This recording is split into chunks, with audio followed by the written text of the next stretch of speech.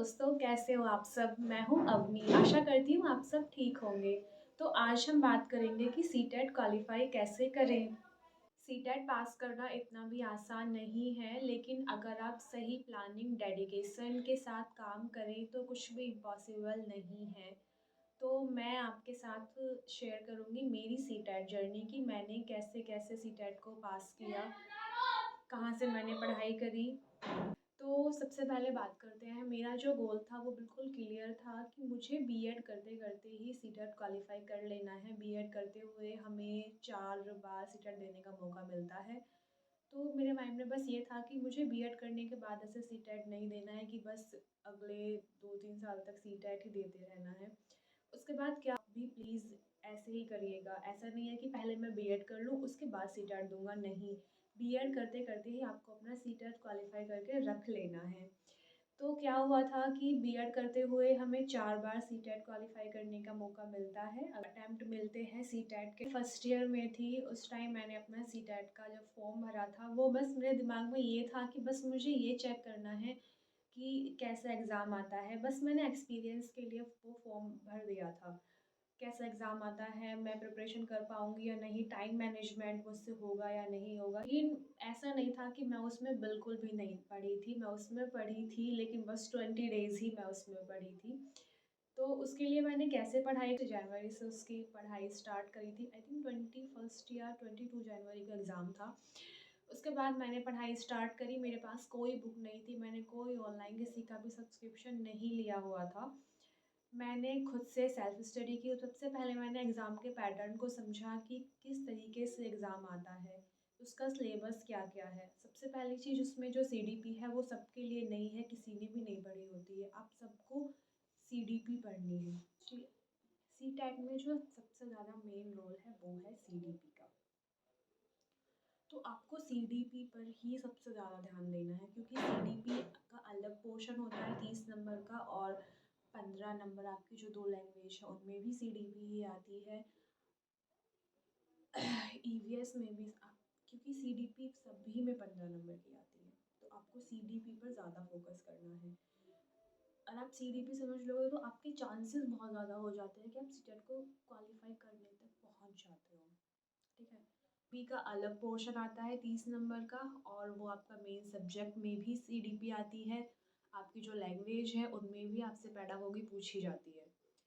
तो मैं आपसे यही कहूँगी कि आप सबसे ज़्यादा जो टाइम अपना दीजिए वो दीजिए सीडीपी पर। उसके बाद हम बात करते हैं, उसके बाद क्या हुआ कि मुझे बस ये था कि चलो कुछ हद तक तो मेरा स्कोर पहुँच ही जाएगा, 50 से 60 तो पहुँच ही जाएगा अगर 90 भी नहीं आते हैं तो।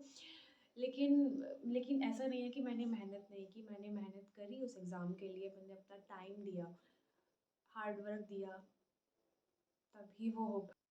तो ऐसे हुआ था कि फर्स्ट शिफ्ट का फर्स्ट पेपर तो मैंने दे लिया था, लेकिन जब सेकंड पेपर के देने का टाइम आया तो मेरी तबीयत बहुत ज़्यादा ख़राब हो गई थी। लेकिन मेरे माइंड में बस ये चल रहा था कि मैं इतनी दूर तक आई हूँ यहाँ पर, तो बस पेपर तो मैं देकर ही जाऊँगी। मुझे ये देखना था कि पेपर कैसा आता है, मुझे ये था कि बस मेरे पास ये चांस है, मुझे ये तो देखना ही है कि मैं पेपर में कितना एक स्कोर कर पाऊँगी।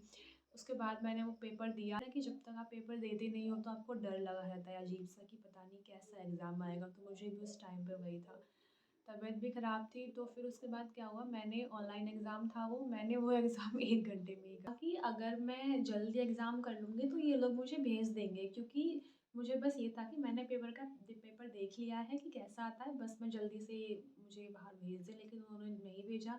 उन्होंने कहा कि आप यहीं घूम लो, हम आपको बाहर नहीं भेजेंगे। फिर कुछ नहीं, मैं बस अपनी टेबल पर सर रख कर वहाँ लेट गई। उसके बाद उसके बाद जब रिज़ल्ट आया तो पेपर फर्स्ट मेरा क्वालिफ़ाई हो चुका था, लेकिन सेकंड पेपर में मैं 3 नंबर से रह गई। मेरे 87 मार्क्स आए थे, तो मैं दिल्ली के लिए एलिजिबल नहीं थी उसमें, यूपी के लिए मेरे दोनों क्वालिफ़ाई हो गए थे।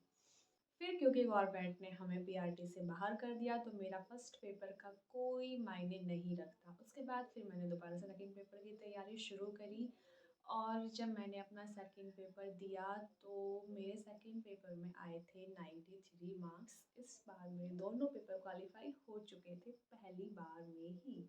तो अब मैं आपको कुछ टिप्स दूँगी जो आपको फ़ॉलो करने हैं अपने सीटेट के एग्ज़ाम के लिए। सबसे पहला जो टिप है वो यही है कि आपको ये नहीं सोचना है कि पहले बीएड करनी है उसके बाद सीटेट को आराम से क्वालिफ़ाई करेंगे, नहीं आपको बीएड करते-करते ही अपीयरिंग में ही सीटेट देना है और उसको क्वालिफ़ाई भी करना है with your hard work. Second tip यही है कि आपको अपनी सीडीपी को स्ट्रॉन्ग बनाना है, उसको अच्छे तरीके से समझना होगा। सीडीपी को आपको अपने सब्जेक्ट पर को बहुत ज़्यादा डीपली पढ़ना पड़ेगा सीटेट के लिए, क्योंकि उसमें कहाँ से क्या क्वेश्चन आ जाए किसी को कुछ नहीं पता होता है। और फोर्थ ये है कि आपको डेली प्रैक्टिस करनी है एक पैसेज इंग्लिश की और एक पैसेज हिंदी की। इतना सफिशिएंट होता है, क्योंकि अगर हम डायरेक्ट वहाँ पर जाकर पैसेज करते हैं ना, बहुत लोग सोचते हैं कि अरे पैसेज की क्या ही प्रैक्टिस करना, पैसेज तो वहीं जाके कर लेंगे।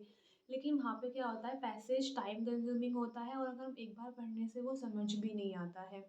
तो इसलिए आपको पैसेज की प्रैक्टिस भी घर से ही करनी है, अपनी वहाँ पर जाके नहीं दिखाना है कि हम तो एक ही बार कर देंगे पैसेज, हमें बार-बार पढ़ने की ज़रूरत नहीं है, ऐसा बिल्कुल भी नहीं करना है।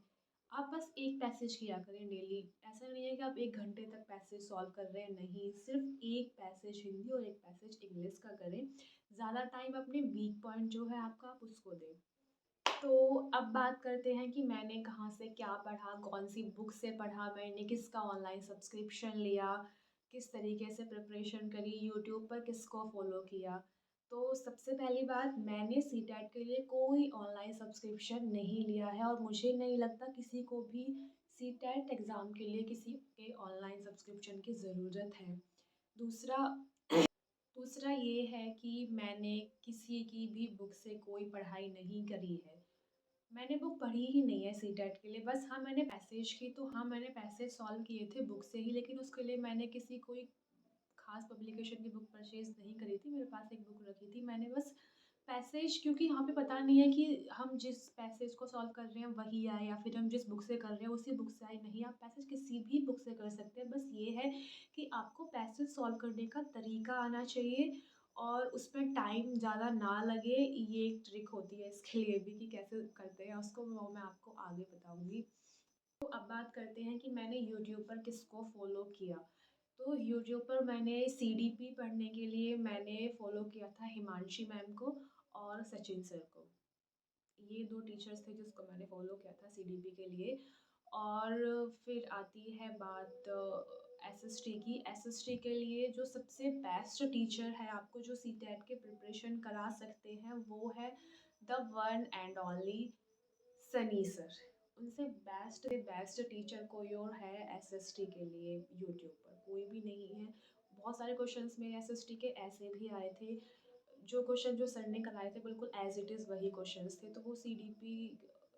और तो मैं आप सबको भी रिकमेंड करूँगी कि आप सीटेट के लिए एसएसटी सनी सर से ही पढ़ें। एसएसटी बाय सनी सर बहुत अच्छा पढ़ाते हैं गाइस, सीरियसली आप सबको बहुत अच्छा समझ में आएगा। और जब मैंने अपना सेकंड वाला एग्ज़ाम दिया था, तो मैंने उसमें एक उनकी फ़िल्टर सीरीज़ पड़ी हुई है यूट्यूब पर, उसमें 60 वीडियोज़ है, मैंने उनको देखा था। मैं 60 तो नहीं देख पाई, लेकिन हाँ, मैंने कुछ वीडियोज़ देखी थी, जिनसे मुझे बहुत हेल्प मिली अपने एग्ज़ाम में, तो आप भी उनको ज़रूर देखिएगा अगर टाइम हो तो। अब बात करते हैं लैंग्वेज की। तो मेरे पास जो लैंग्वेज थी वो थी हिंदी और इंग्लिश। हिंदी के लिए मैंने फ़ॉलो किया था अध्ययन मंत्र पर, एक टीचर है, मुझे उनका अभी नाम ध्यान नहीं आ रहा, लेकिन मैंने उनकी कुछ वीडियोज़ देखी थी। हिंदी के लिए आप भी उन्हें देख लेना। इंग्लिश के लिए भी मैंने एक टीचर की वीडियो देखी थी, क्या नाम है वो, टीचर्स अड्डा पर कराती है वो प्रिपरेशन इंग्लिश के लिए, आप भी देख लेना, मुझे नाम अभी दिमाग में नहीं आ रहा है।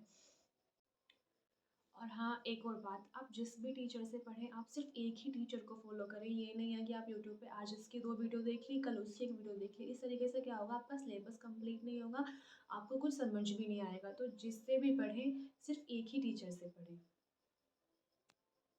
जिस टीचर का आपको अच्छे तरीके से समझ में आ जाता है। अब बात करते हैं सबसे इम्पोर्टेंट चीज़ की, टाइम मैनेजमेंट की। सीटेट के एग्ज़ाम में टाइम कैसे मैनेज करें। सबसे पहले, क्योंकि बहुत बच्चों का क्या होता है कि एग्ज़ाम हो जाता है लेकिन वो ओएमआर शीट को नहीं भर पाते हैं, तो उससे उनके बहुत सारे क्वेश्चंस रह जाते हैं और फिर क्वालिफाई नहीं हो पाता। वैसे तो ये बोलते हैं कि सबसे पहले आपको वो पार्ट करना चाहिए जो आपको सबसे ज़्यादा अच्छे तरीके से आता है, लेकिन मैं ऐसा नहीं करती हूँ। मैं तो शुरू से ही करने लग जाती हूँ, क्योंकि सीटेट में नेगेटिव मार्किंग नहीं है और आपको सारे ही क्वेश्चंस अटेम्प्ट करने हैं। तो क्यों बिना-वजह ये चेक करना कि पहले मैं ये करूँ या वो करूँ? नहीं, मैं सबसे पहले सीडीपी होती है, मैं सबसे पहले सीडीपी ही शुरू करती हूँ। और टाइम मैनेजमेंट के लिए आपको भी ये फ़ॉलो करना चाहिए कि जैसे आप सीडीपी में 30 क्वेश्चन आते हैं, आपने 30 क्वेश्चन करे, तो आपको वो 30 क्वेश्चन करने के बाद तुरंत ओएमआर में फिल कर देने हैं। अगर आप एक साथ 100 क्वेश्चन करोगे और फिर उसके बाद उनको फिल अप करोगे, तो ऐसे क्या होता है, कुछ क्वेश्चंस हमारे छूट जाते हैं, वो फिल नहीं हो पाते। तो साथ-साथ 30 क्वेश्चन करो, उसके बाद उन्हें फिल करो, उसके बाद फिर 60 क्वेश्चन करो अपने सब्जेक्ट के, फिर उन्हें फिल करो। ऐसे-ऐसे करके आपको ओएमआर शीट को फिल करना है।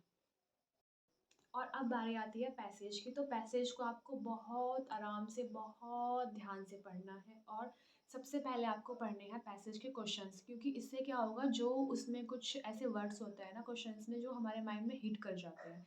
तो जहाँ पर भी आपको पैसेज में वो वर्ड दिखी, बस आपको वहीं पे गोला कर देना है। इससे क्या होगा, आपका पैसेज कम टाइम में सॉल्व होगा और आपको बार-बार ढूँढने की ज़रूरत नहीं पड़ेगी। तो कुछ इस तरीके से मेरी छोटी-सी स्ट्रैटेजी थी सीटेट को क्वालिफ़ाई करने की। मैं भी आप लोगों के जैसे ही एक एवरेज स्टूडेंट हूँ, बस मैंने अपनी लाइफ़ का एक्सपीरियंस आपके साथ शेयर किया है। अगर आपको ये थोड़ा-सा भी हेल्पफुल लगा हो तो प्लीज़ वीडियो को लाइक, शेयर और चैनल को सब्सक्राइब करिएगा और अपना ख़्याल रखिएगा। आप सबको ऑल द बेस्ट सीटेट के लिए।